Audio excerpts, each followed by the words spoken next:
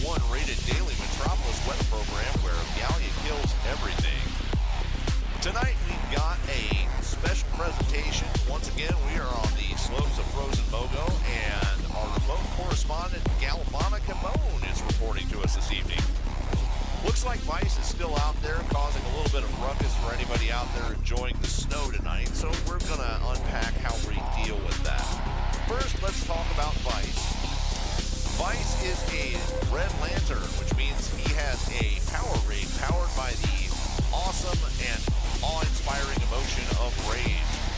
And apparently also gallons upon gallons upon gallons of boiling blood. Well, some things are on the nose sometimes.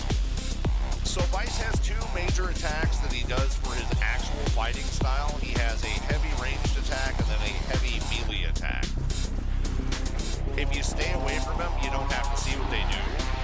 Spoiler alert, he grabs you with his fucking weird-looking head and throws you 20 feet in the air, does a tremendous amount of damage, and it screws up whatever attack you're currently using. So stay away from him, and that won't happen.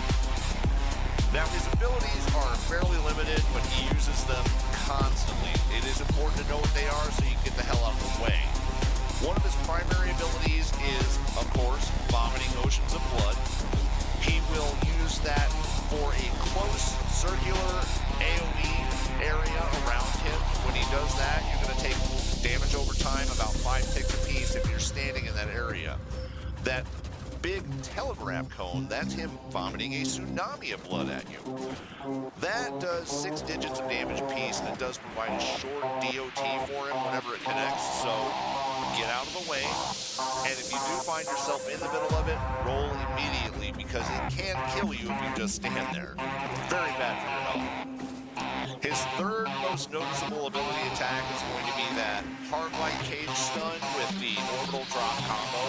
You're going to have to break out of that manually, and then you want to roll away immediately, because orbitals are always bad, folks. He does have a lesser used and I'm going to say borderline ineffective ability attack where he throws out multiple projectiles in a line. You can see these coming from a mile away. I don't think I've had anybody get hit by them yet, but if it did, I don't think it was lethal because I'm not talking about it as an attack that you should avoid.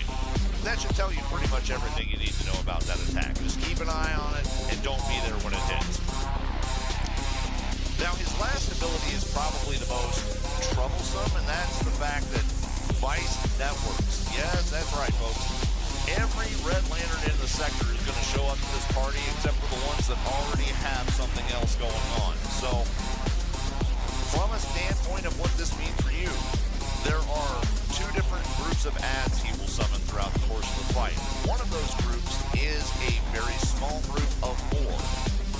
These guys don't have a lot of health, they don't have a lot of attack diversity, and they don't do a lot of damage. You want to kill them just to get them off the board, because you don't want them being around messing up the gears when the group of 8 shows up. When he summons the party bus of Red Lanterns, that's when you need to focus on what's going on around you.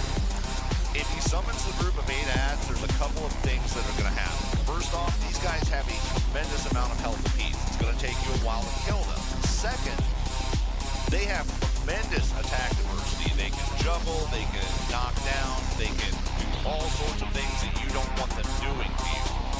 Third, there's 8 of them, so they can do it all simultaneously. And fourth, they can also vomit blood, which means they can turn the entire dance floor into a literal ocean of red DOT zones. Kill them as soon as they come out, then put your focus back on Vice. It's just that simple. Now, as you may notice, this video is moving a little faster than our video with Gallica and a lot faster than our video with Galatea. That's because ice and fire both have higher potential damage output relative to their mitigation than electric does. And I know everybody in the studio audience is going, how the fuck did that happen? Electric's supposed to be one of the top performers DPS-wise.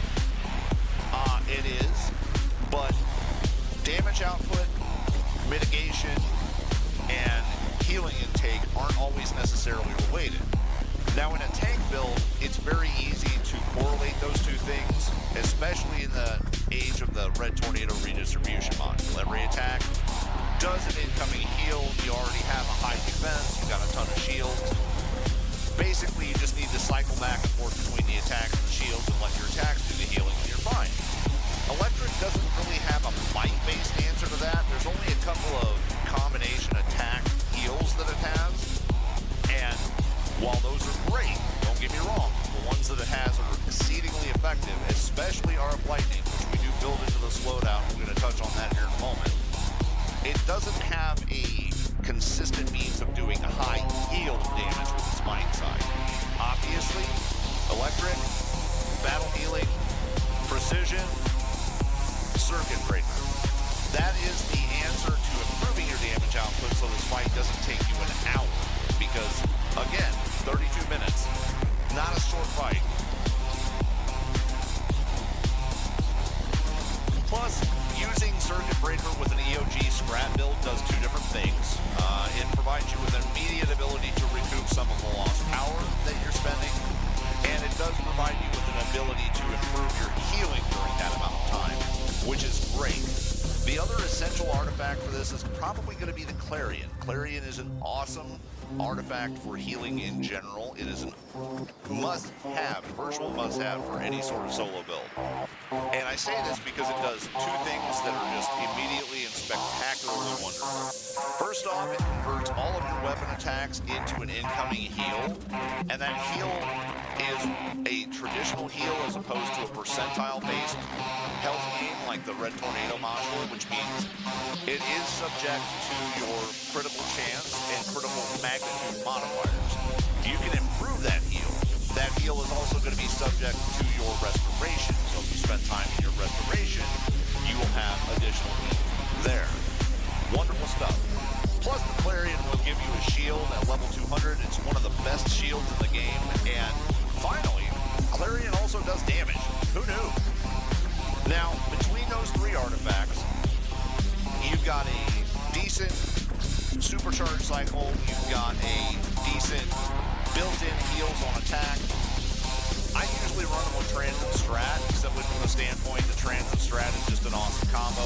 It increases your outgoing damage from criticals, and Strat will proc on both your heals and your attacks, giving you additional DOT and HOT respectively, which are both things you're going to want in this fight. Now, build-wise, loadout, pretty standard stuff. I've got Arc Lightning and Galvanize down there as my two primary heals. Why the hell would you use those? First off, Galvanize is awesome. Galvanize heals your pets and gives everybody a short HOT afterwards. It has a 3-second cooldown and it clips wonderfully with Arc Lightning. Plus, it's just visually appealing. Arc Lightning hits everything in a localized area. Doesn't split damage. You can use it every 3 seconds, so it's married to Galvanize. And on top of those two things, the heal that it does is almost comparable to the heal that you get out of your actual group heal. And again, like Galvanize, it will also potentially hit your allies and pets, thus allowing you to keep them alive longer for this fight.